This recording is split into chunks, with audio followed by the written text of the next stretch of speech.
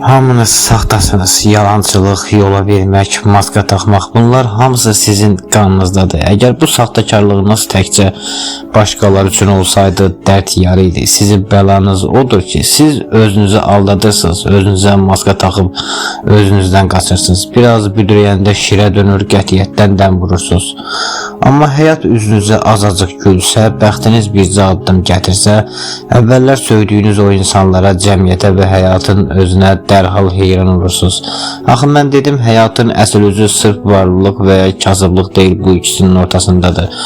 Ortada dursaydınız bir çox şeyi başa düşərdiniz. Lakin sizdə bu yoxdur. Bu mürəkkəb insan ağlı ilə cındır gününə saldığınız həyatı bəzən ilə bəsizləşdirirsiniz ki, üzünüzə tüpürmək belə halal olur. Aylarla, illərlə və bəlkə də evindən çıxa bilməyən, işsiz, pulsuz, borc içində boğulan bir adam təsəvvür edeyim. Maddi durumu biraz düzələn kimi bir geyim mağazasına gedir. Satıcının xırda bir xoş davranışı ilə qarşılaşanda həyata başqa gözlə baxmağa başlayır. Elə bilir ki, daxilində yeni hisslər oyanıb, özünü adam hesab edir. Bütün gözəlliyin bundan ibarət olduğunu düşünür. Halbuki bütün bunlar zəhərdir. Siz bu cür zibillərlə zəhərlənirsiniz. Sizə elə gəlir ki, əsl həyata çatmısınız. Amma bu sizin hər xırda şeyə sevinən rəzil bir məxluq olduğunuzun sübutudur. Belə xırda şeylərə sevinən adam eyni dərəcədə xırda bir problemlərə görə də darmadağın olacaq. Siz istəsəniz də, istəməsəniz də o lənətə gəlmiş duyğu balansınız pozulanda manyaka çevriləcəksiniz. Mən isə deyirəm, onsuz da ya dəli olacaqsınız, ya da sevindiyiniz qədər də kədərlənəcəksiniz. Həmişə xoşbəxt hiss etmək üçün ancaq gizbəsər olmaq lazımdır. Ağıllı adamlar xoşbəxt ya bədbəxt olmazlar, onlar sadəcə ortada durduqlarını hiss edirlər. Amma gizbəsərlər bir istiqamət tutub kör-körənə xoşbəxt olmağa çalışırlar. Pulları olsaydı bu başqa məsələ. Çünki bir axmağın ömür boyu xoşbəxt olması üçün pul kifayət edir. Amma pul hamıdan yoxdur. Əksər əzlənlər sinifi ömür boyu bir heç uğruna yaşayırlar. 50 il boyu xırda-xuru şeylərə sevinib, elə o xırda şeylərə görə də əzab çəkib ölüb gedirlər. Uzun illərin ağır köləliyinəzə qısa və riskli bir mübarizə aparıb, ya da öz şəxsi həyatlarında müəyyən böyük işlərə girişib, birlik içində daha xoş bir gün görmək imkanından qaçırlar. Onlar üçün ən optimal variant o lənətə gəlmiş, bəlkə bir gün bəxtin gətirdi təzəllisidir. Mən sizi bəlaya salmıram. Əgər sizin həyatınızı məhv etmək istəsəm, bir şeytan olaraq sadəcə gəlib qulağınıza bəlkə alındı pıçıldayaram.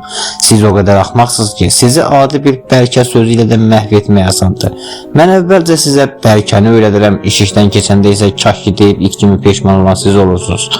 Mən sizə qatil olmağı, paxıllıq çəkməyi və ya sırf pislik etməyi öyrətmədim. Mən sizə həm özünüzə, həm də başqalarına faydası toxunacaq, lazımı anda edilməsi mütləq olan o böyük işləri bəlkə adlı qəbrə bastırmağı öyrətdim. Sizi elə o bəlkə ilə məğlub etmək kifayətdir.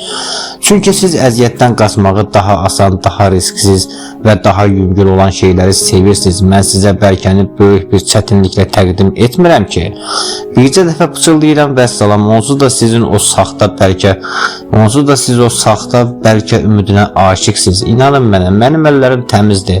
Mən sağlam dişi çəkmirəm, mən sadəcə çürük dişləri dartıb çıxarıram. Mən nə eləyim ki, siz hamınız kökündən çürümüsünüz, hə?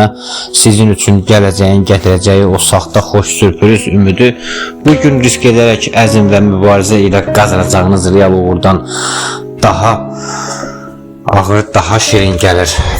Sizin əksəriyyətiniz küzlü alçaqlarsınız. Söhbət fəaliyyətdən, riskdən, həmlə etməkdən gedəndə hərəniz bir kənara çəkilib bəxt bileti alırsınız. Özünüzə zərrə qədər də güvənmir, taliyə ümid bağlayırsınız. Amma kimsə üzünüzə acı və doğru bir söz deyəndə it kimi hürürsünüz. Lazım olan yerdə özünüzü qorumur, hərəkətə keçməli olduğunuz məqamda taliyin qarşısında dilənçi kimi əl açırsınız. Amma bir-birinizi başa düşmək, bir-birinizə dəstək olmaq məqamı gələndə hərəniz bir yırtıcı canavara çevrilirsiniz. Əslində onu da deyim ki, bu yerdə söz egoizmdən düşmüşkən, egoizm pis bir şey deyil. Lazım olan yerdə o hünər meydanında egoizm qoçaqların qara kəməridir.